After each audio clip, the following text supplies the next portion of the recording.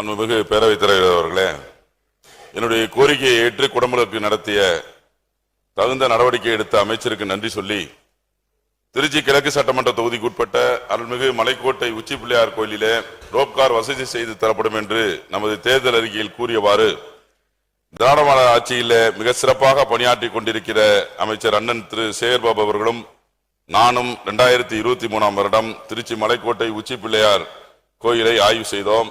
அப்பொழுது 417 படிக்கட்டுகளையும் அமைச்சர் விறுவிறு என்று ஏறினார். நான் மெது என்று மெதுவாக ஏறினேன்.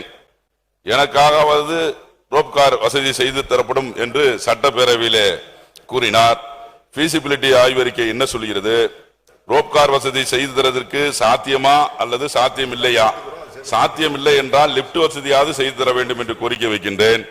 அதே போல அந்த கோயிலுக்கு சொந்தமான தெப்பக்குளம் முழுவதும் ஆக்கிரமிப்பு செய்யப்பட்டு தெப்பக்குளம் இருக்கிறதா இல்லையா என்று தெரியாமல் கடைகளும் சாக்கடை கழிவுநீர்களும் மீன்கள் செத்து மிதப்பதால் அந்த பகுதியிலே துர்நாற்றம் வீசுகிறது. இது குறித்து மாநகராட்சி அதிகாரிகளிடமும் பலமுறை முறையிட்டும் சரிவர நடவடிக்கை எடுக்கவில்லை. அறநிலையத்துறை சொந்தமான தெப்பக்குளத்தை தூய்மைப்படுத்தும் நடவடிக்கை எடுக்கவும், உச்சி பிள்ளையார் கோயிலுக்கு ரோப்கார் அல்லது லிப்ட் வசதி செய்து தரவும், ஆக்கிரமிப்பு செய்துள்ள கடைகளை அகற்றி மீண்டும் இந்து சமய அறநிலைக்கு சொந்தமான தெப்பக்குளத்தை தூய்மைப்படுத்திட அமைச்சர் முன் வருவாரா என்பதை பேரவைத் தலைவர் வாயிலாக அறிய விரும்புகின்றேன். மாண்புமிகு உறுப்பினர், மாண்புமிகு அமைச்சர். பேரவைத் தலைவர் அவர்களே, அவர்கள் கோரிய அந்த உச்சிப்பிள்ளையார் திருக்கோயிலுக்கு ரோப்கார் அமைக்க வேண்டும் என்ற ஆர்வம் இந்த திராவிட மாடல் ஆட்சிக்கு இருந்த போதிலும் இட்காட் நிறுவனத்திடம் சாத்தியக்கூறுகள் ஆராய்வதற்காக 2 முறை அவர்களுக்கு உத்தரவிட்டிருந்தோம்.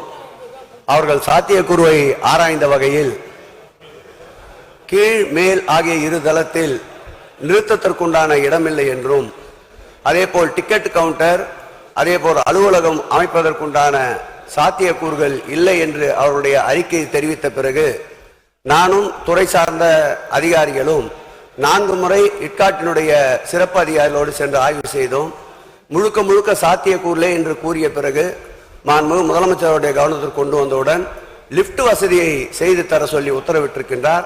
நிச்சயமாக அவர் நாங்கள் அந்த மலைக்கு சென்ற போது கடினமாக ஏறினார் என்று கூறினார்.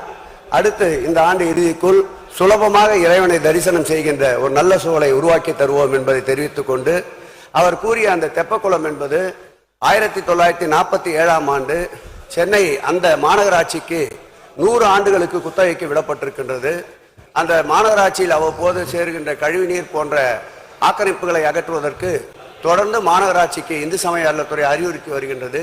இடையிலே மதுரை கிளை நீதிமன்றத்தில் ஒரு பொதுநல வழக்கு பதிவு செய்யப்பட்டிருப்பதால் அந்த பொதுநல வழக்கினுடைய இறுதி உத்தரவு பெற்ற பிறகு அந்த தெப்பக்குளத்தை முழுமையாக சீரமைத்து தரப்படும் என்பதை பேரவைத் தலைவர் வாயிலாக உறுப்பினருக்கு தெரிவித்துக் கொள்கிறேன். பாதகம் செய்பவரை கண்டால் நாம் பயம் கொள்ளலாகாது பாப்பா. மோதி மிதித்து விடு பாப்பா, அவர் முகத்தில் உமிழ்ந்து விடு பாப்பா. அண்மை செய்திகளை உடனுக்குடன் தெரிந்து கொள்ள இணைந்திருங்கள் எம் நாடு தொலைக்காட்சியுடன்.